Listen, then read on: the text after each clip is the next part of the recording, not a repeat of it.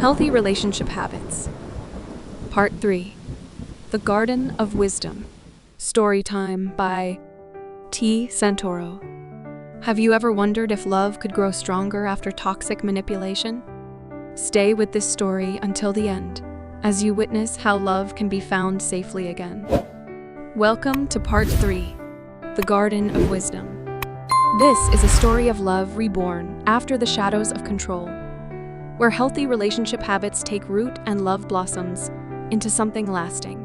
It is a journey of strength and tenderness, of knowing when to hold close and when to give space, of becoming whole so love can truly flourish. This is not therapy, it's storytelling with heart. Let's begin. It was a quiet evening in Silver Creek. Sol walked to Tasha's home, answering her warm invitation for dinner. The table was set with care.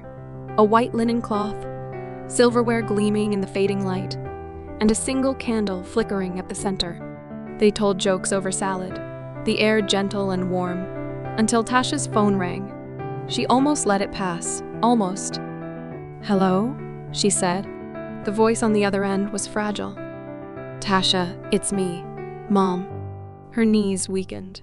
"You don't sound well. What's wrong?" "I'm recovering from surgery," Betty whispered. "The doctor said I almost didn't make it. And now, I can't stop thinking of you. Please, come stay with me. I need you." It was more than a request. It was a plea, a rare opening after years of silence. The candle flickered. The laughter vanished. The room grew still. Sol looked at Tasha, steady and calm. "Go," he said gently. "Go to her. I'll be here when you return." His voice held no resentment, but in the space between them, they both felt it, the first seed of distance. With tears in her eyes, Tasha placed her hand on his lap. "Thank you," she whispered. "We'll keep in touch." Chapter 1. Healing the bond between mother and daughter. Tasha left early the next morning, storm clouds rolling across the sky.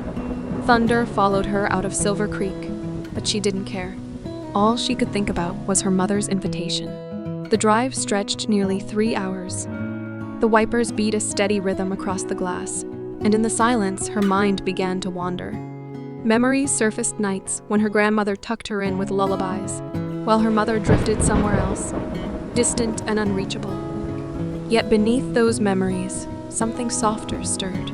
Tasha placed her hand over her chest and drew a long breath of compassion. Maybe this visit could open their hearts. Maybe it could restore what had been lost. Her mother's words kept replaying in her mind. "I need you." Just 3 words, simple yet sacred.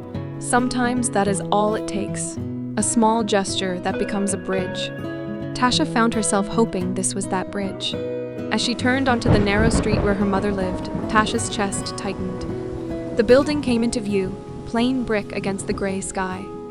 Her breath caught, and she felt her throat thicken with emotion. It was a strange mixed fear of old wounds, hope for new beginnings, and the tender ache of love that had been waiting too long. Her eyes burned as tears pressed close, not from sadness alone, but from the weight of all she had carried, and the possibility that this time things could be different. Chapter 2. Sol stands in his strength. Back in Silver Creek, Sol sat in the quiet hum of his cottage. The peppermint garden spilled into the path, unbothered and wild. It reminded him of Tasha, alive, free, beautiful in her unpredictability. The loneliness pressed in, but this time it did not crush him. Sol had survived silence before. Now, silence felt like soil, something to plant himself in, something that could nurture growth instead of steal it. That evening, Sol's Uncle Joey called. "Mind if I come by for a few days?" Sol smiled. "Perfect timing, Uncle Joey. The guest room's yours." When Uncle Joey arrived, he carried a light spirit with him. Laughter, old family stories, and the kind of practical wisdom only an uncle can hold. Over tea one night, Uncle Joey leaned forward, eyes steady. "You thinking about dating again, Sol?" Sol shrugged.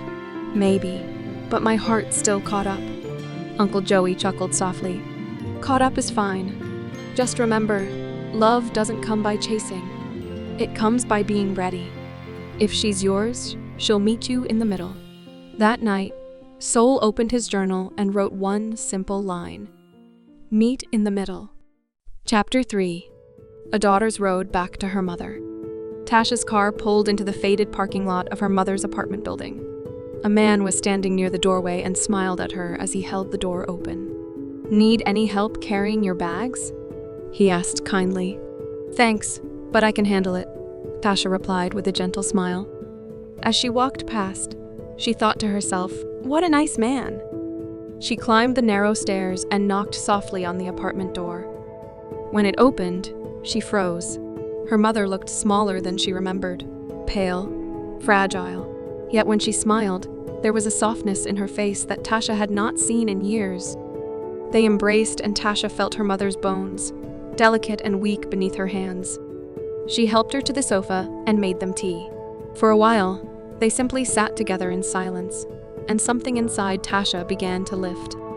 In the days that followed, a tender warmth settled between them. They shared simple moments, cutting apples in the kitchen, watering the plants, folding blankets. Just small acts of kindness. Yet it was in those very acts that something fragile began to grow stronger. Chapter 4. The Neighbor Who Tests Tasha's Heart. Later that day, as Tasha returned back to her mom's from the market with her arms full of groceries, she saw that same man she had seen a few days before. He greeted Tasha. "Please, let me help you carry some of those bags." Tasha hesitated, then nodded. "Thank you. I didn't think I would make it without dropping them." Inside, he set the groceries neatly on the counter and offered a gentle smile. Tasha said, "Thank you for helping me." "It was nothing," he said, "just being neighborly." "Still, thank you," she replied. As the door closed behind him, the room felt a little different, as if the air held something familiar. From the sofa, Betty glanced over with a knowing smile. "I see you met Frank. He always helps me. He is such a nice man." Frank, Tasha thought as his name settled in. Later that evening, Tasha went to get the mail and noticed Frank by the mailbox. Their eyes met. Another smile, slower this time, carrying something unspoken. Her chest tightened, not with worry, but with the simple awareness of being seen. Tasha spoke softly. "Have a good night, Frank." "You too have a good night, Tasha," he answered. Then he asked if he would like, "There is a play at the local theater this Friday. I have an extra ticket. Maybe we can grab a bite before the show?" Tasha didn't answer right away. She was interested, but something inside her was stirring. She let the moment stay with her, wondering if this was just a neighborly thing to do, or something else. She looked at Frank and said softly, "I'll get back to you." She went back to the apartment, still thinking of Frank's invitation and of Sol. Chapter 5. Sol's Strength in Love. Back in Silver Creek, Sol noticed Tasha's texts were shorter, quieter. She said she was busy, which he understood, but something in the space between her words unsettled him. Uncle Joey noticed it too. "You miss her, don't you?" Sol nodded. "I do, but the more I text her, the more she seems to pull away. Morning, afternoon, evening, it's like the closer I try to get, the further she drifts." Uncle Joey leaned back, his voice calm but steady. "Sol, you've probably been told that when a woman grows distant, you should either give up or try harder. But here's the truth. Women don't miss men because they need them. They miss men who know how to create a powerful absence." Sol frowned. "I'm not into cheesy tricks, Uncle Joey. I'm not playing games." "Exactly," Uncle Joey said gently. "This isn't about games. It's about self-respect. Indifference isn't permanent. It's a reaction. And chasing only makes it worse. The more you fill her phone, the less room she has to feel you missing." Sol crossed his arms. "So what? You're telling me to ghost her?" Uncle Joey shook his head. "No. I'm saying, let her notice your absence. Right now, she doesn't have to think about you because you've made yourself too available. Think of it like this: if the local restaurant gave you free food every single day, would you always crave it? Sol thought for a moment. Probably not. Exactly, Uncle Joey replied. But if that food disappeared, suddenly you'd realize how much you wanted it. It's the same here. Women don't miss men who chase. They miss men who create space and mystery. Not manipulation, not arrogance, but confidence. Sol leaned forward. But what if she's moving on? What if someone else is getting her attention? Uncle Joey's eyes softened. Then that's her choice. You cannot control it. What you can control is how you carry yourself. Real love doesn't grow from dependency. It grows from confidence, from knowing your worth. If she values you, she will meet you in the middle. And if she doesn't, then you've made space for the right person to arrive. Sol opened his journal that night and wrote a single line. Confidence leaves an echo, and that is what makes someone miss you. Chapter 6. The distance that tests love. Tasha spent the evenings with her mom, listening to old stories she never thought she would hear. Some were tender, some surprising, and in the sharing of them, she felt something inside begin to heal. Later that evening, Betty asked if she could go down to the laundry room. I forgot I left clothes in the washer. They need to be moved into the dryer. Tasha nodded and stepped into the hallway, carrying the laundry basket. Just then, Frank's door opened. They met in the narrow space, his voice gentle, his eyes warm. It was not love, not even infatuation, but it was attention. And Tasha, who had long felt starved of it in childhood, felt something stir. Not desire exactly, but the voice of her younger self, her inner child leaning toward kindness she rarely received. When she returned to the apartment, she began telling her mother about Sol, about how they had been slowly getting to know one another, about how it felt like the start of something real. Is it serious? Betty asked, tilting her head. I was beginning to think so, Tasha admitted softly. But now I don't know. Frank, I think I might like to get to know him too. Maybe even go out once, just to see. Besides, Sol usually texts me by now. But that evening, no message came. No call. No reassurance. Sol, for the first time, let the silence stand. Later that night, lying awake beside her mother, Tasha whispered into the dark, Am I being unfaithful or just afraid? Chapter 7. The Crossroads of Love and Truth. Uncle Joey's stay was short, and soon it was time for him to head home. Sol hugged him tightly, grateful for the warmth his uncle always carried. If she is worth your attention, then please do not let it slip away, Uncle Joey said with gentle conviction. Just let it breathe. Do some work around this beautiful cottage. The garden looks like it is asking for care again. And remember this, soul without action, there is no breath. If you feel so strongly about her, then go to her when the time is right. Sol smiled as Uncle Joey patted his shoulder. Thank you for your wisdom and your kindness, Sol said quietly. With a playful glint in his eyes, Uncle Joey added, I'll see you at the wedding, and walked away with a smile. That afternoon, Sol meditated, choosing to focus only on the feelings he wanted to strengthen freedom, lightness, love, and most of all, confidence in himself. Then he rose and began to work. He cleaned his cottage, built new trellises in the garden, and pulled the weeds out by the roots. With each small act of care, he felt steadier, more centered, more alive. Meanwhile, back at Betty's apartment, Tasha wrestled with her thoughts. She had never gone out with Frank, though his kindness lingered in her mind. But Sol remained steady in her heart, the one presence she could not ignore. Her mother watched her closely, sensing her struggle. That evening, as they folded blankets together, Betty spoke with rare honesty. Do not run from what is true, Tasha. Real love waits, but it does not wait forever. The words landed deep inside her, like seeds pressing into the soil of her spirit. Chapter 8. Meeting in the Middle of Love. You look great, Mom. I am so happy you are healing, Tasha said, holding her mother's hands.